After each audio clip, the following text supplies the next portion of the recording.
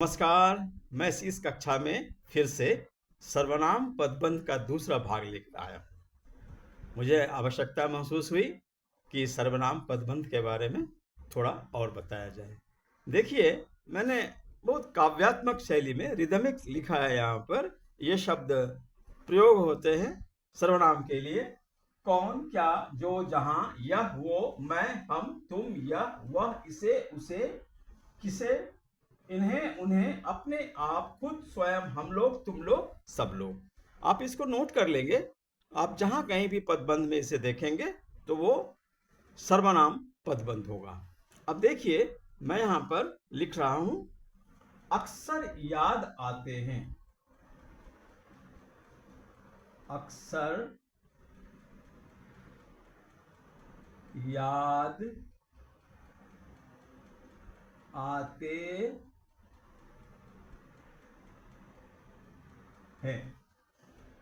कौन अक्सर याद आते हैं? वे अक्सर याद आते हैं। मेरे मित्र अक्सर याद आते हैं। तो मेरे मित्र तो नाउन हो गया, संज्ञा हो गया, तो वो सर्वनाम पदबंध नहीं हो सकता है। वे अक्सर याद आते हैं, तो वे सर्वनाम है, लेकिन पदबंध तो नहीं हुआ, एक ही तो नहीं हुआ। अब देखिए, मैं लिख रहा हूं, जिन्हें हम भूलना चाहें वे अक्सर याद आते हैं। जिन्हें हम भूलना चाहें वे अक्सर याद आते हैं। ये मुकेश का एक सैड सॉन्ग है। जिन्हें हम भूलना चाहें वो अक्सर याद आते हैं। कौन याद आते हैं? देखिए, इसमें हम, ये सर्वनाम है। वे, ये सर्वनाम है। देखिए, इस लिस्ट में मिल जाएगा हम, फिर वो या वे। तो ये देखिए कि कौन याद आते हैं, उसके लिए पूरा का पूरा एक पदबंध बना। कई शब्द लिए गए, जुड़ गए वाक्य में, तो वो पद बन गए, और असेंबल्ड हो गए तो पदबंध बने। संज्ञा के बदले आए। यहां पर हो सकता था कि मेरे मित्र अक्सर याद आते हैं, वह गायक अक्सर याद आता है, गीत अक्सर याद आता है, लेकिन मैंने इसको सर्वनाम पदबंध बनाया। जिन्हें हम भूलना चाहें वे अक्सर याद आते हैं। मुकेश जी का एक बहुत ही फेमस गीत है। अब देखिए, मैं फिर लिख रहा हूं, प्रथम कैसे आ गए? प्रथम कैसे आ गए? How did you come first?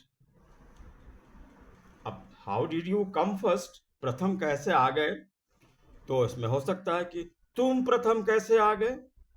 तो तुम सर्वनाम है, कोई शक नहीं, लेकिन असेंबल्ड तो नहीं है, एक ही है पद, एक पद है, तो पदबंध नहीं हो सकता है। अब देखिए, मैं लिख रहा हूं, हमेशा, ऑलवेज, कम अंक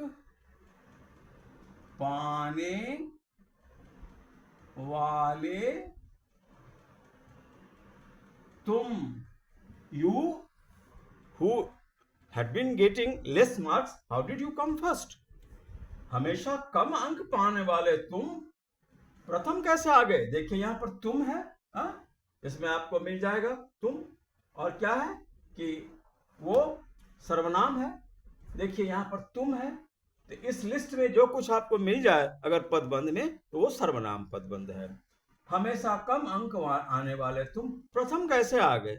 मैं तुम भी लिख सकता था यहां तक, तुम प्रथम कैसे आ गए, लेकिन एक पद है तो पदबंध नहीं होता। हमेशा कम अंक पाने वाले तुम प्रथम कैसे आ गए। अब देखिए, मुझे याद है कि बचपन में जब हम लोग पढ़ाई नहीं करते थे, तो विद्यालय में शिक्षक बोला करते थे, क्या बोला करते थे? भाई, पढ़ोगे लिखोगे नहीं तो क्या होगा? देखिए, मैं यहां पर लिख रहा हूं, बकरी चराता है, बकरी, गोट्स, गोट, बकरी चराता है, ग्रेजेस।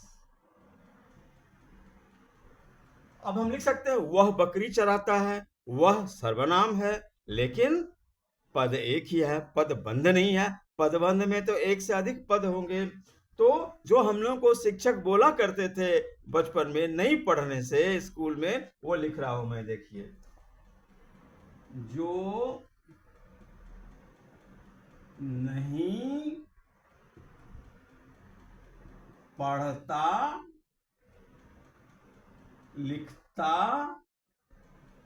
है वह बकरी चराता है। पढ़ोगे लिखोगे नहीं तो जाके खेत में बकरी चराना पड़ेगा। अब देखिए ये पद सर्वनाम पदबंध है। जो नहीं पढ़ता लिखता है वह, यहां तक देखिए, बकरी चराता है। कौन बकरी चराता है? वह। लेकिन वह अकेला नहीं है, इसकी व्याख्या है, कई पद लिए गए और पदबंध बनाए गए। जो पढ़ता लिखता नहीं है वह बकरी चराता है। उसी तरह से कोई बोल रहा है कि इंतजार कर रहा था, वेटिंग, इंतजार कर रहा था। हो सकता है मैं इंतजार कर रहा था, मैं सर्वनाम है लेकिन पदबंध नहीं है, एक से अधिक पद उसमें लगेंगे। अब देखिए इसको मैं कैसे बना रहा हूं, लिख रहा हूं, दवा दुकान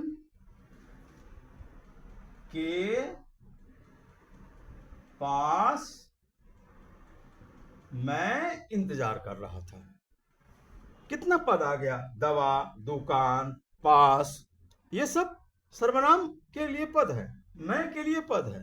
मैं को और विस्तृत कर दिया गया, तो असेंबल्ड हो गए बहुत सारे word. So many words got assembled, they became पद and they are pronoun पदबंध, सर्वनाम पदबंध। तो अब आप समझ रहे हैं कि किस तरह से सर्वनाम पदबंध बनता है। सर्वनाम तो एक शब्द होने से हो जाएगा, लेकिन एक ही पद होगा। फिर देखिए अगला मैं क्या लिख रहा हूं, पधारे हैं,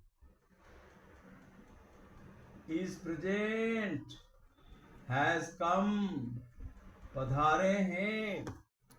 वे पधारे हैं सर्वनाम है लेकिन पदबंध नहीं है। कौन पधारे हैं?